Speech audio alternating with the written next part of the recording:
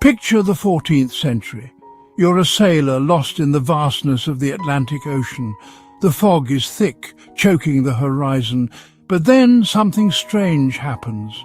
Out of nowhere, an island materializes, lush, green, glowing in the mist like a jewel. You steer toward it, heart pounding. And just when you're close enough to see the waves crashing against its rocky cliffs, it disappears. Not in a storm, not beneath the sea, it just vanishes. You're left questioning your mind, but you're not alone. You've seen what many before and after have claimed to witness: Hy-Brasil. Hy-Brasil isn't just a myth told in taverns. It appeared on actual maps, real historical navigational charts as early as 1325. Often shown as a circular island west of Ireland, it would remain a fixture on maps for over 500 years, not once or twice, over centuries.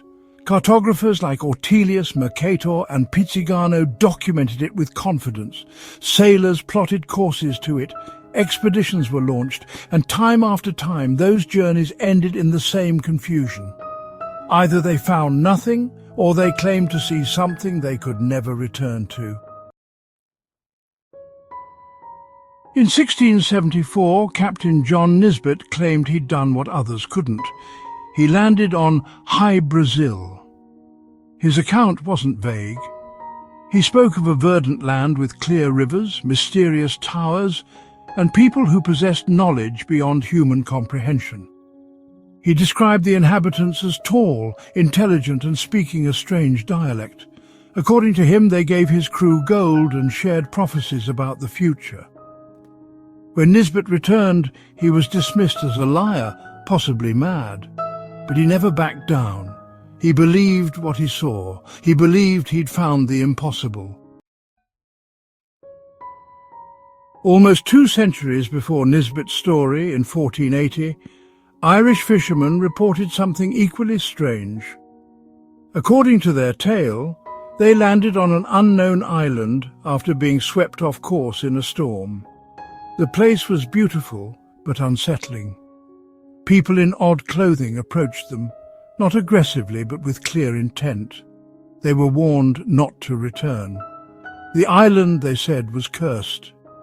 It would never appear again to the same eyes. The fishermen were allowed to leave unharmed. They tried to return. Of course, they never found it again. This curse, what could it mean? Was it metaphorical, or did it speak to something darker? Some believe Hy-Brasil is a cursed remnant of a lost civilization, much like Atlantis. Others propose it's not an island at all, but a temporal anomaly, something that slips in and out of our dimension. Modern meteorologists have attempted to explain sightings as a phenomenon called superior mirage, where temperature inversions bend light and make distant objects appear nearby. But these explanations fail to account for the consistency and frequency of Hy-Brasil's appearances, on maps, in records, and in first-hand testimony. Why would so many respected cartographers include it in their maps if it weren't real? In 1570, Abraham Ortelius included it in his famous World Atlas. In 1595, Mercator did the same. This wasn't a fleeting rumour, it was geographical fact to the educated world. And yet sometime in the 19th century, Hy-Brasil vanished from maps entirely. No announcement, no revision, just gone. Like it had never existed. Did someone want it forgotten?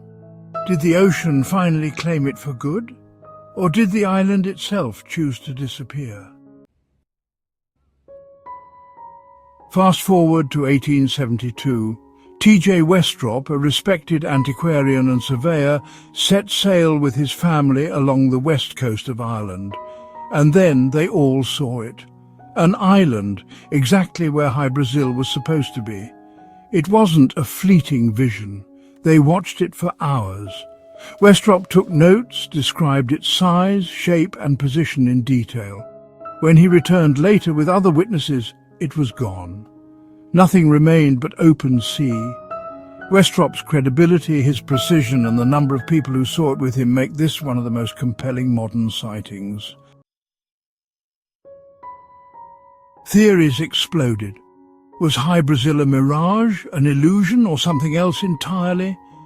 Some believed it was a gateway, an interdimensional rift that only opened under rare cosmic alignments. Others claimed it was home to ancient aliens who periodically reveal the island to chosen witnesses.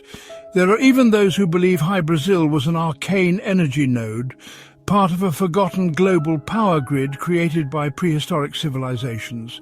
Each theory is wilder than the last, but none can be fully disproven. And that's part of the magic. The mystery remains untouched, unknowable. It's tempting to compare Hy-Brasil to Atlantis. Both are legendary lands filled with wisdom, technology, and tragedy. But while Atlantis is a tale of catastrophic downfall, Hy-Brasil is quieter, subtler. It doesn't crash into the sea, it flickers, it teases. It's not just lost, it's hiding. It comes back again and again, not to be found, but to be glimpsed. It invites obsession, not closure. It doesn't need to be explained to be powerful. It needs only to remain possible. Today, Hy-Brasil no longer appears on any maps, but the legend is more alive than ever. Satellite images, sonar scans, and underwater archaeology haven't revealed anything conclusive, but they haven't disproved it either. In fact, some believe remnants of a landmass west of Ireland show signs of ancient structures, long buried by time and tide. Online forums buzz with new theories. Authors, filmmakers, and researchers continue the search, because deep down we all crave the unknown. We need a Hy-Brasil, a place that defies logic, that keeps us wondering. Maybe the island is gone, maybe it never existed, or maybe it's watching, waiting for the right moment to be seen again.